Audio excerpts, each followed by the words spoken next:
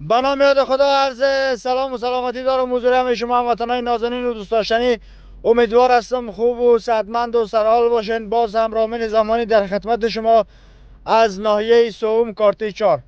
آپارتمانی را که شما در تصویر بیننده هستین در منزل دوم با مساحت 168 متر مربع و قیمت فی متر مربع 620 دلار امریکایی با کمی جرامت که جرامت هم داره. این آپارتمان مذکور دارای 3 اتاق، 2 تشناب، یک آشپزخانه اصلی و مقبول و زیبا و یک دهلیز خیلی زیبا و لوکس داره و در بهترین موقعیت شهر کابل این واقع است.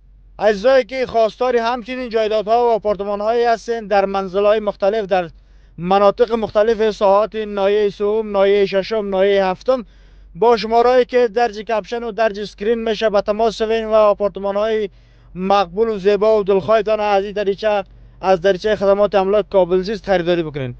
تا برنامه بعدی، تا سبتی بعدی، همیتان به الله پاک و به نیاز میسپارم. ایدی که در پیش رو دارین انشالله که ایدی خوب و خوش بدور از گزند روزگار و بدور از دغدغه‌های روزگار سپری بکنین.